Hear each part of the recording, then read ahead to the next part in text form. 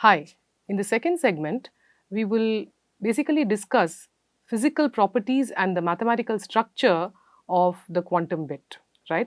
So, let's quickly recall from the first module that the quantum bit or qubit for short is basically represented by a vector in a vector space, right? So, this is what we call a ket vector, right? Which can be written as an arbitrary complex linear combination of two ket vectors. This is the ket 0 and this is the ket 1, which correspond to the classical bit values 0 and 1.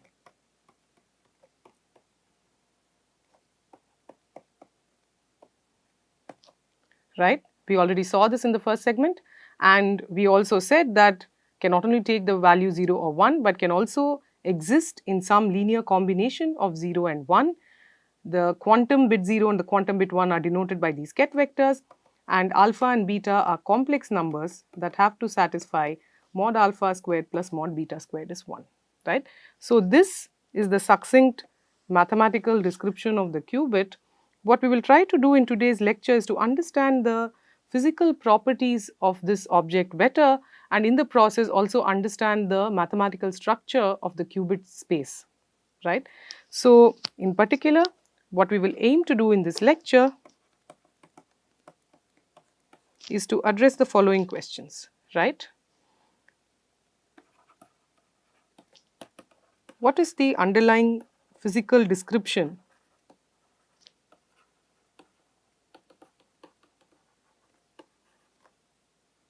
of a qubit, right? And the answer comes to us in the form of what we will call two-level quantum systems, right? So, the aim of this lecture will be to understand these two-level quantum systems. In particular, we would like to understand how do we represent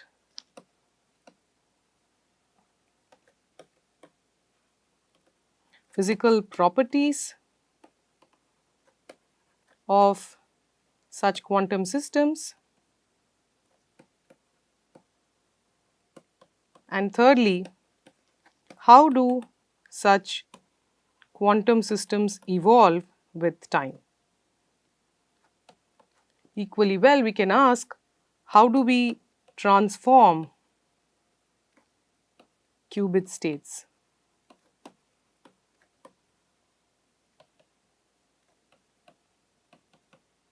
Okay. So, basically we need to understand the underlying physical properties of quantum systems and the associated mathematical structure, and that will help us understand how to compute with quantum bits, right. And the answer to these three questions will come in the form of the so-called postulates of quantum mechanics.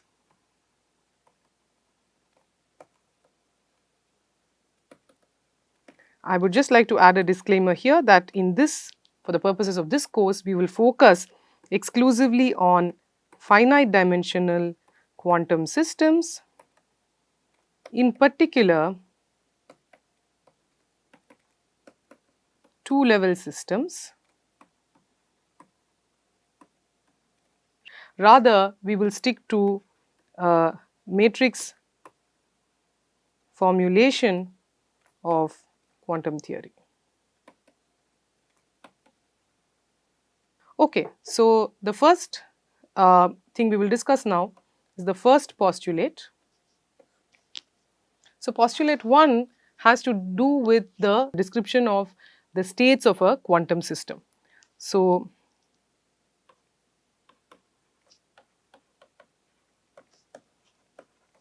the state of a quantum system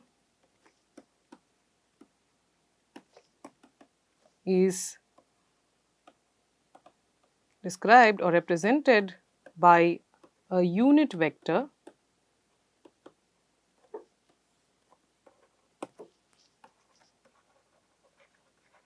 in a complex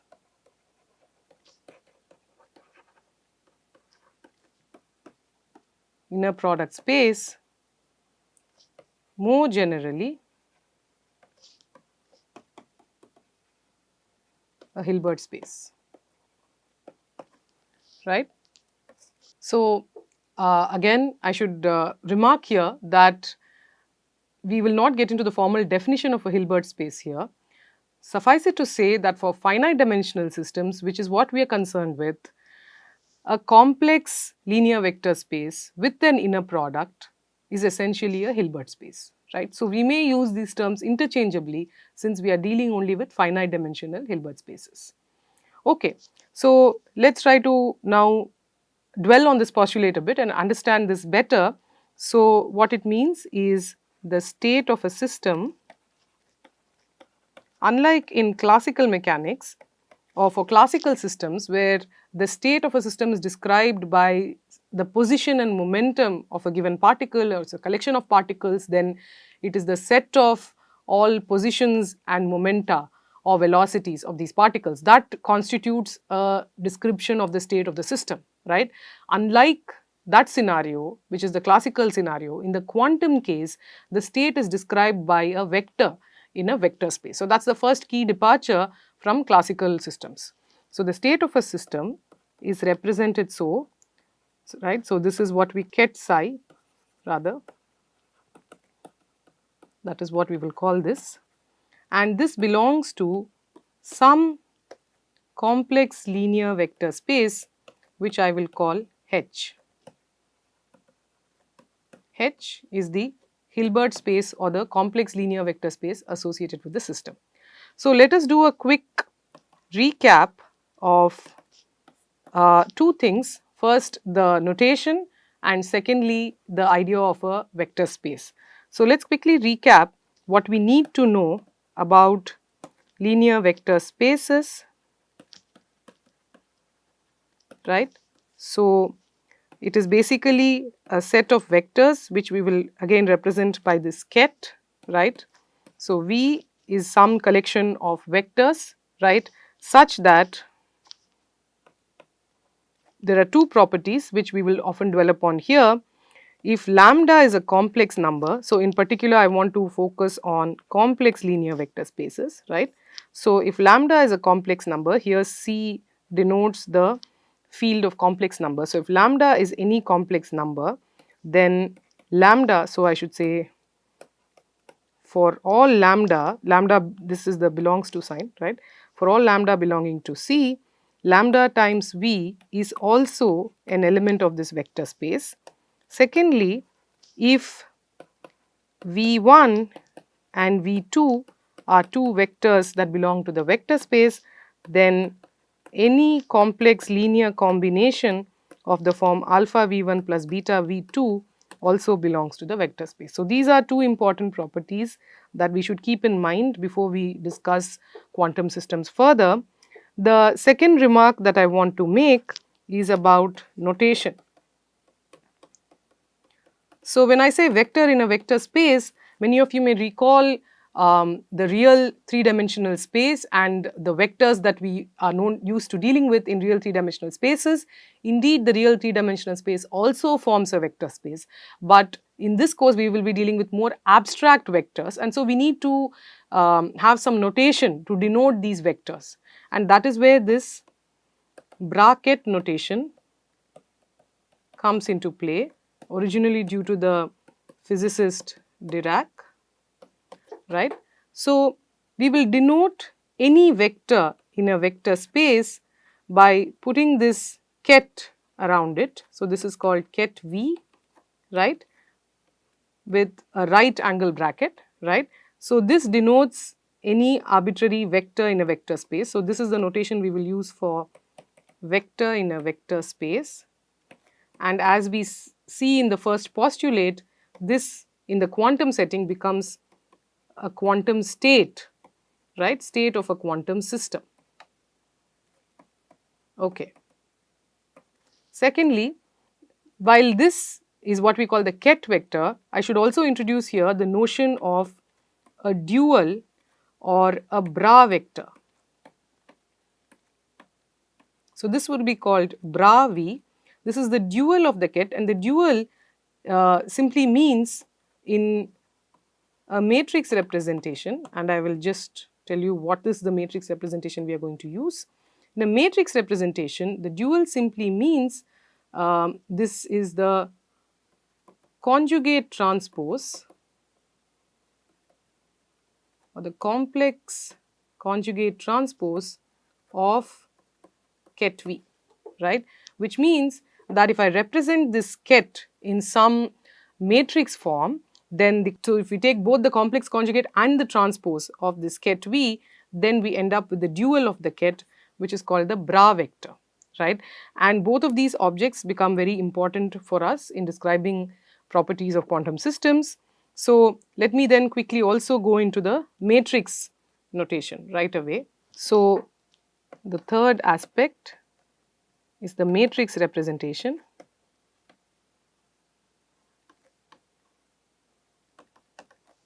So if ket V belongs to some d-dimensional complex linear vector space,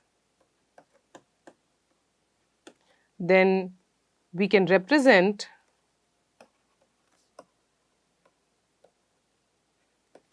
ket V as a d-dimensional column vector. I will tell you what a column vector is right now, with complex entries. So V has d components because it lives in a d-dimensional space, right? So these d components of V can be put into what's called a column vector. So the column vector essentially is a d cross 1 matrix, right? It has just one column, it's a one column matrix. So that's why it's called a column vector, right?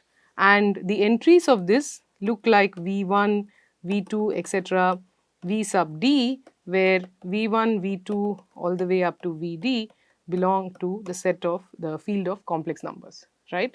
And so correspondingly, the bra vector, which will be represented like this, then becomes the, remember it's a complex conjugate transpose, so I take this V1, V2, etc., Vd, I do the complex conjugate and I do the transpose. When I do the transpose, I end up with a row vector, right? So the bra vector becomes a row, has a row form, whereas the ket vector has a column form. And the bra vector essentially now has entries V1 star, V2 star, etc., Vd star, and this is a 1 cross D matrix, right? Okay, or the final thing we need to note from the language of linear vector spaces is the notion of inner product, okay? Then I can define the inner product between two vectors. Let's say I want to take the inner product between vectors v and w. This can be represented as, so as this, which is basically a bra times a ket, right? And remember that the bra vector is a row vector, the ket vector is a column vector. So when and this can simply be represented as the matrix multiplication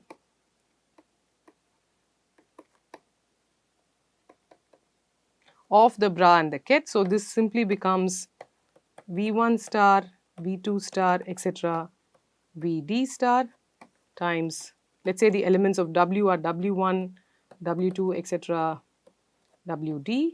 Then this simply becomes sum over I, Vi star, Wi. So this is in general a complex number, right? This is a scalar. What we, to contrast it from a vector, we call it a scalar, which is basically a complex number.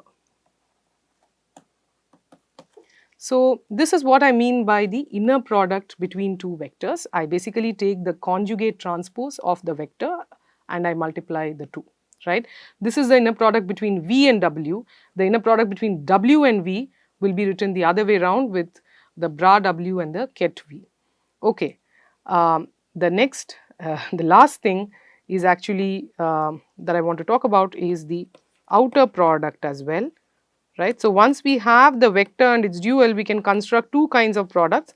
One is the inner product, which takes a bra with a ket, which acts a bra with a ket and leads us to a number or a scalar. The second is to do a, so this is a bra ket, right. The second thing we can do is a ket bra, right, which means I can write something like this, which is a ket V followed by a bra W. What kind of object is this? So, if I just go by dimensions, then you know that the ket is a 1 cross D object, the bra is this is a D cross 1 object, right, and the bra is a 1 cross D object.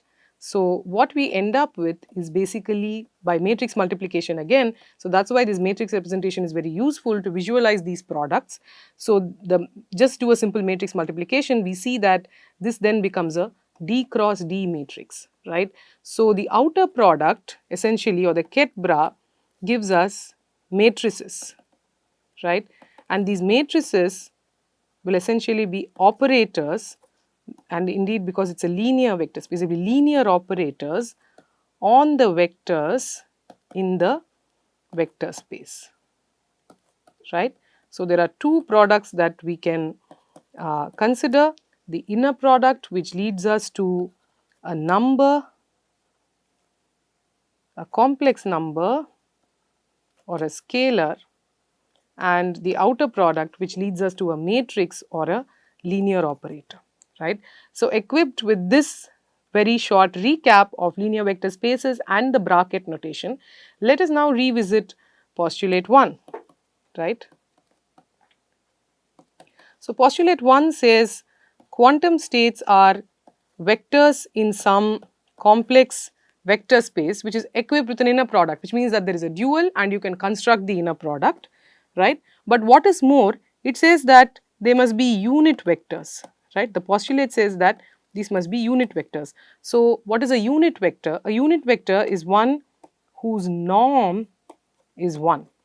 The norm of the vector is 1. The norm can be thought of in some sense as the length of a vector. If you want to think in terms of real three-dimensional space, it is indeed the length of a vector in three-dimensional space, right. So, how do I represent the norm or the length of a vector? I simply take the inner product of the vector with itself, right. So, it is nothing but the inner product of psi with itself. So, for any arbitrary state psi of a quantum system, the inner product of psi with itself must be 1, and this is what is called the normalization condition.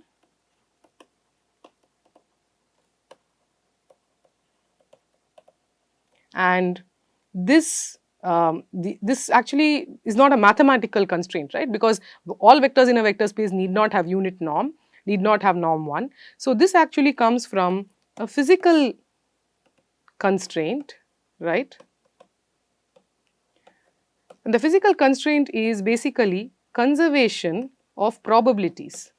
So, we will soon see how the components of this vector, when you write out the components of this vector, those components are essentially probability amplitudes, and so they must, the square of these probability amplitudes must sum to 1, right, and that's the sort of physical constraint that comes from the interpretation of these components as probability amplitudes, and we will come to that soon when we discuss measurement. Okay, so this is what the postulate said, that states must be unit vectors in a complex inner product space, which we can call a Hilbert space because we are dealing with finite dimensions. Now, there is one more aspect of this, right. So, the first is the norm, right. The first is that these must be unit vectors, right. That was one aspect of it. The second is, remember that if psi belongs to H, then any lambda psi also belongs to H, right, where lambda is just some number, is just a scalar complex number. So, it turns out that this lambda that is sitting outside multiplying psi physically does not distinguish the state. Physically, psi and lambda psi correspond to the same state.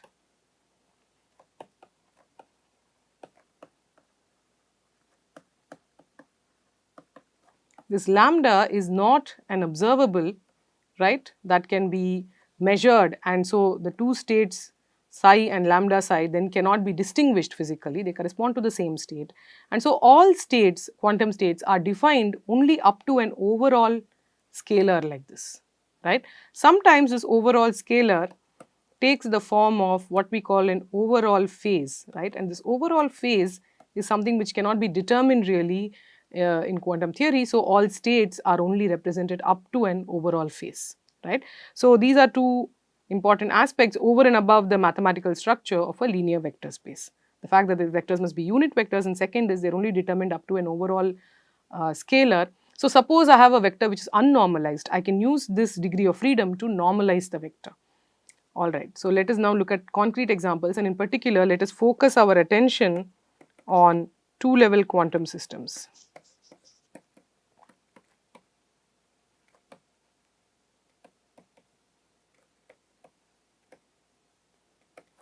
So two-level quantum systems are basically synonymous with qubits. So what we are now trying to understand is the state space of qubits.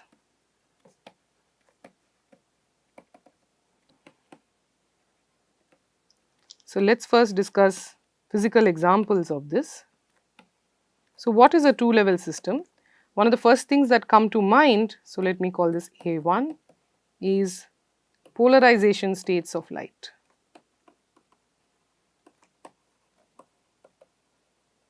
So we all know from high school physics that light is a transverse electromagnetic wave.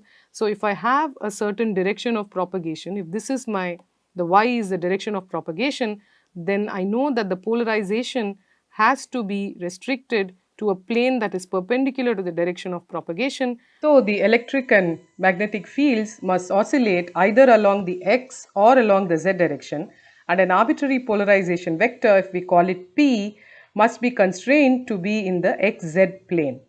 Now this plane of polarization, so the plane of polarization is described or characterized by two states, right, by two perpendicular states.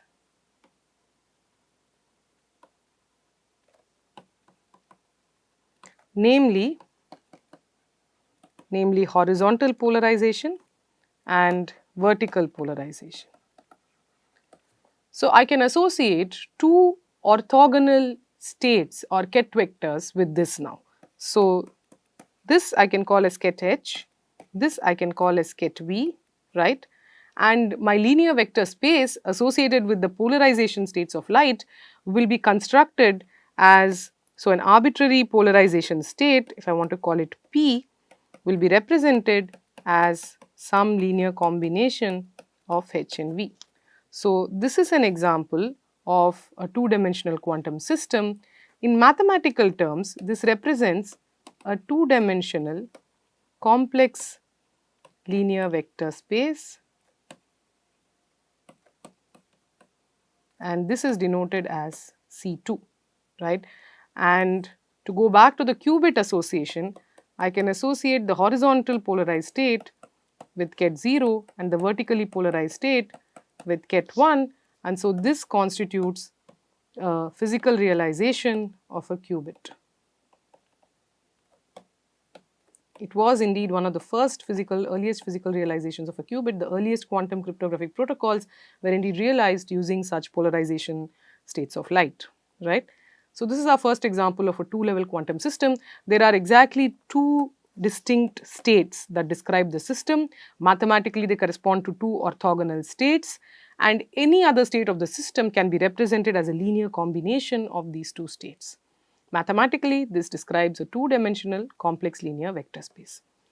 Second example, physical example, and probably a somewhat more well-known physical example, especially for the physics students, is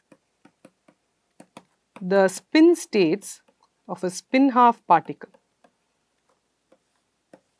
So one can think of the electron or the proton, etc. So these are all spin-half particles, right. The spin is some intrinsic degree of freedom which can be accessed or probed via an external magnetic field, and in the presence of an external magnetic field, the electron, proton and similar spin half particles, right, spin states, typically these are denoted as spin up and spin down, where the up and down are with respect to the direction of an external magnetic field, right. So, this is called a spin up state, this is called a spin down state. The overall magnitude of the spin is half, right. So, these states are also often called a plus half and a minus half state, right. These are again two distinct states of a system, but of course, the electron or the proton or the spin half particles can exist in a linear superposition or combination of up and down spins, right. So, this again to me denotes a two-level quantum system with two distinct states, namely the spin up state, the spin down state, or the plus half state and the minus half state. So, again this is another physical realization of a qubit. I can associate these with ket 0 and ket 1, right, and an arbitrary spin state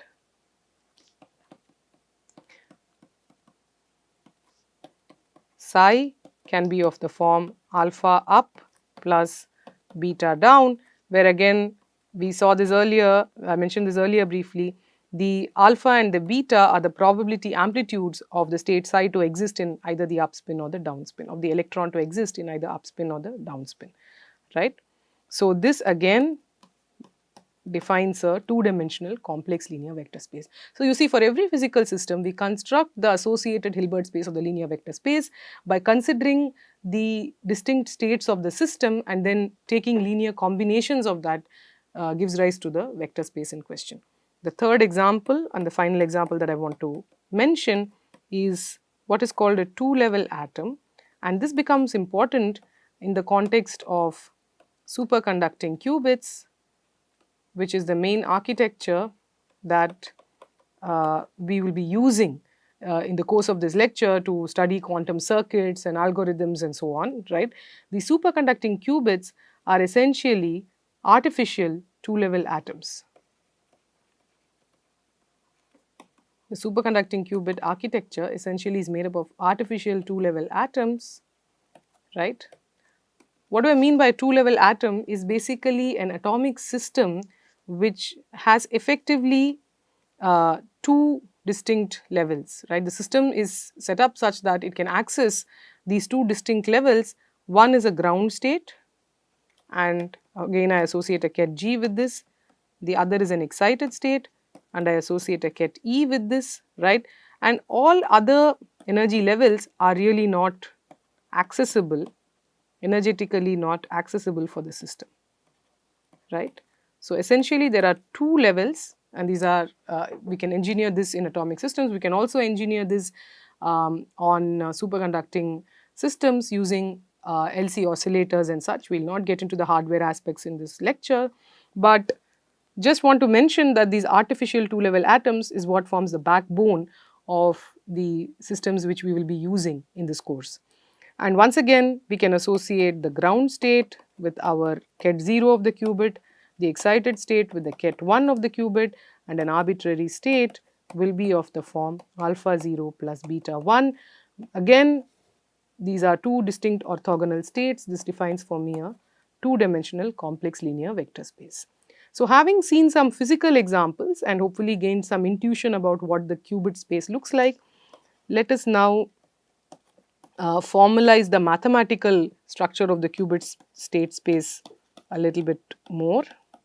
So, the qubit state space essentially is comprised of two orthogonal states. These are also normalized. Remember, anyway any state of a quantum system has to have unit norm. So, these are two orthogonal normalized states which are denoted as 0 and 1, right.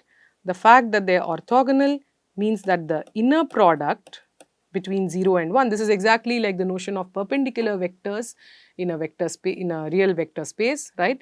The inner product between 0 and 1 is the same as the inner product between 1 and 0 is 0. The fact that they are normalized means that the inner product of 1 with itself and the inner product of 0 with itself is 1. So, Basically, 0 and 1, these two states constitute what is called an orthonormal basis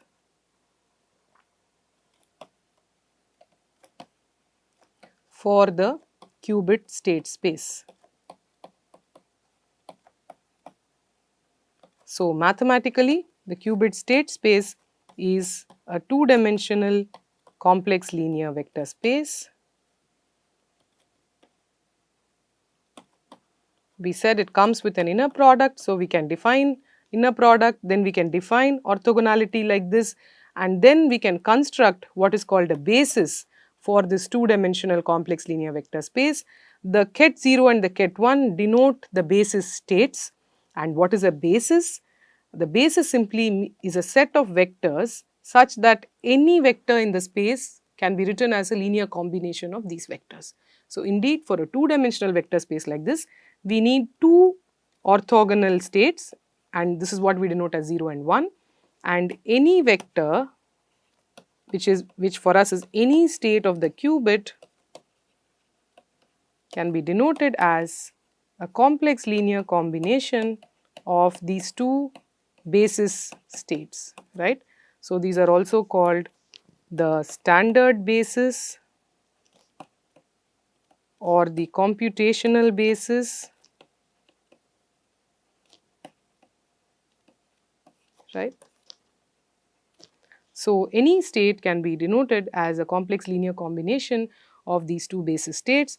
Of course, states must be unit vectors, and therefore, the norm of psi must be 1. So, this is subject to the constraint the norm of psi is 1, and I am sure you can work out using the fact that, so let me just write this quickly. So, norm of psi is simply alpha star 0 plus beta star 1, right, times alpha 0 plus beta 1.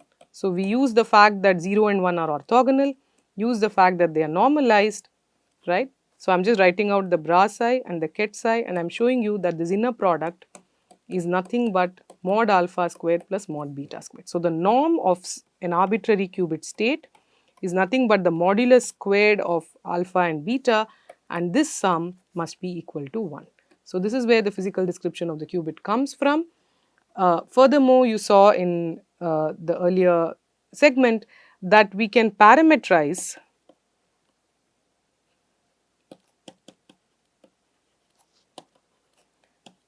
psi in terms of two angles, right. Why is that? Because alpha and beta are complex numbers, they can be written in, and they are complex numbers, remember, whose modulus squared is 1. So, they can be written as a phase, right, and I call this phase associated with alpha as e to the I phi alpha times cosine of an angle, and beta as a phase times the sine of an angle. The sine and the cosine come from the fact that the modulus squared must sum to 1. So, that is reminiscent of sine squared and cos squared summing to 1. So, I can parameterize psi in terms of just two angles. I know I have written three angles here. So, theta is an angle which goes from 0 to pi, phi is an angle which goes from 0 to 2 pi, rather phi alpha and phi beta are both angles that go from 0 to 2 pi. Now, how does this reduce to just two angles from three angles? Well, that happens because remember the state is determined only up to an overall phase. So, now let me write the state of a qubit in terms of this parameterization.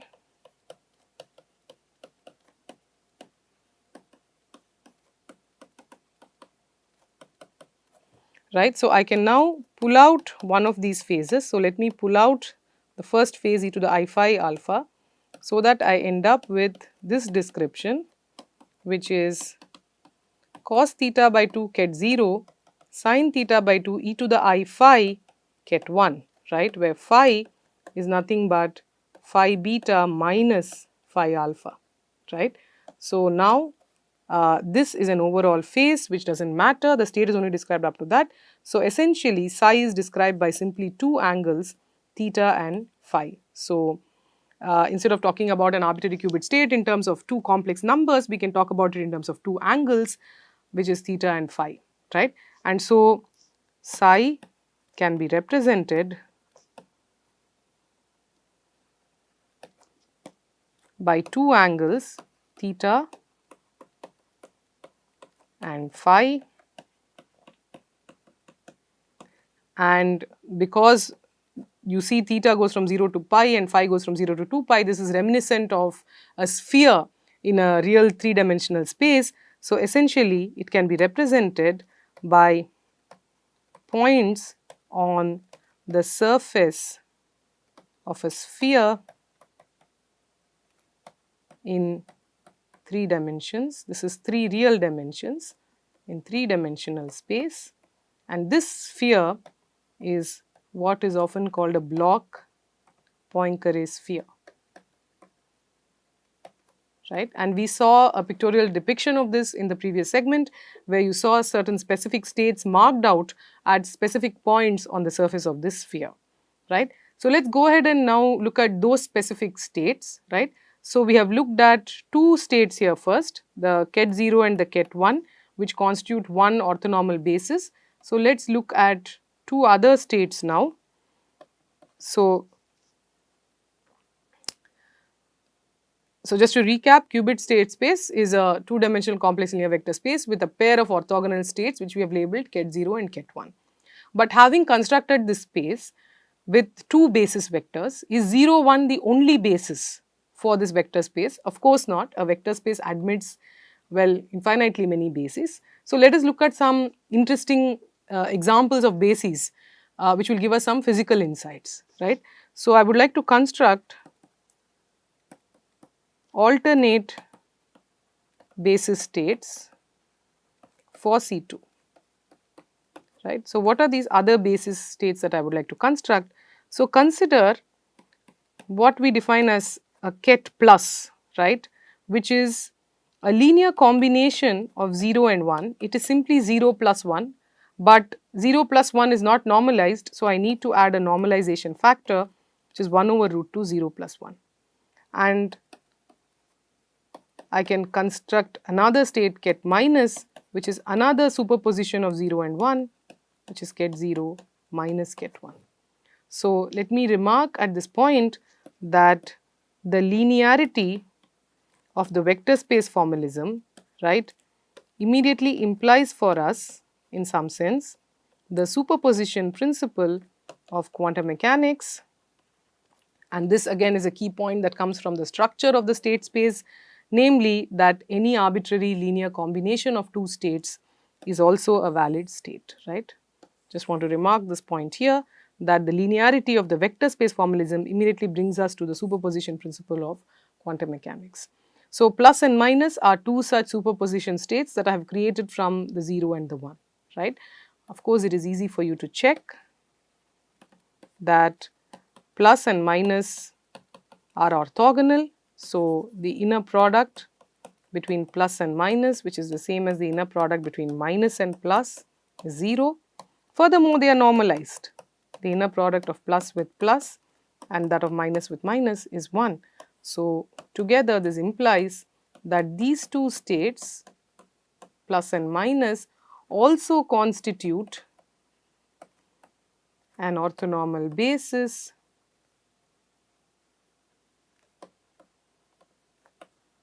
for C2, right. A third basis, so let me call this as basis 2, and then I can construct in fact a third basis which is also relevant, which also we marked out on the block sphere in the first lecture. So I will call these two states as plus I, because now I am going to put a phase in the superposition. So I am going to call this, make a superposition of the form 0 plus I1 by root 2 and a minus I state. I am going to label this state as minus I. Again, the 1 over root 2 normalization factor exists. I am going to call this, make a superposition of the form 0 minus I1 by root 2, right. Once again, one can check that this pair of states is orthogonal. These two states are normalized. So this also constitutes an orthonormal basis for the qubit state space C2, right. So, we have now identified 3 different bases by making appropriate superpositions of the states 0 and 1. How does one actually transform these basis states to get these superpositions? So, let us try to understand this. This is the last point that I want to discuss with regards to the first postulate, namely basis transformations. So, how do we understand basis transformations? Well, basis transformations are some kind of linear transformations, right? Because remember, there is to be some transformation which takes, let us say, 0 to plus and 1 to minus, right. So, one can think of this as some linear operator, right. Let me call this linear operator as H. So, H acting on 0 should give me plus, which is 0 plus 1 by root 2, and H acting on 1 gives me minus, which is 0 minus 1 by root 2, right. Remember, we said that in this bracket formalism, these linear transformations are represented by outer products, right. So, one can actually now construct this H by noting these outer products, right. So, we see that H actually must be of the form, there must be a 1 over root 2. So, H actually takes 0 and makes it plus, right. So, this is certainly one term in the outer product expansion because it is taking a ket 0 and mapping it to a plus, and then it is taking a ket 1 and mapping it to a minus. So, I can represent it like this. So, when I write bra here, this acts on a ket, right. So, when the first term acts on ket 0, you see that the 0 and 0 collapse in the sense that just gives me a 1, that is a number, and then I end up with a ket plus. Similarly, when the second term acts on a ket 1, then the 1 and the 1 give me an inner product of 1 and I am left with the ket minus, right. So, now let us expand the plus and the minus and we get the full matrix representation of this. So, this is easy to see that this is now of the form 0 0 plus 1 0 plus 0 1 minus 1 1, right. So, this is in the outer product notation, right. Now, if I want to look at the matrix representation. So, remember we said that these vectors will be represented by column vectors, the ket vectors will be represented by column vectors and the bra vectors will be represented by row vectors. So, then what is the representation of ket 0? Ket 0 is a vector in a 2-dimensional vector space. So, the canonical association or the standard association is to associate ket 0 with a 2-column vector with entries 1 and 0, and ket 1 is typically associated with a 2-column vector 0 1. Remember, 0 and 1 have to be orthogonal. So, this is a kind of definition, right. So, we almost define in some sense 0 and 1 to be these column vectors, right. So, this definition is consistent. Again, check that, say if I take bra 0 and ket 1, then this inner product, remember this is complex conjugate transpose, it becomes a row vector 1 0, ket vector 0 1. And of course, if I do matrix multiplication, this gives me 0. So, this is an appropriate definition or an appropriate correspondence for the ket vector and the column vectors, the matrix description. So, if I represent ket 0 as 1 0 column vector and ket 1 as a 0 1 column vector, then what is ket plus, right? Ket plus is simply the column vector with an overall 1 over root 2 1 1, and ket minus is simply 1 minus 1. Right. And now, when I use this matrix representation and try to write down this operator H, then you can see that the operator H actually has the form 1 over root 2 1 1 1 minus 1, right. So, this operator H or this linear transformation H, we will see in subsequent lectures, is actually an important quantum gate called the Hadamard gate. Okay. So, we stop this module here. We basically discussed the mathematical framework for qubit states and discuss the state space of a two-level quantum system.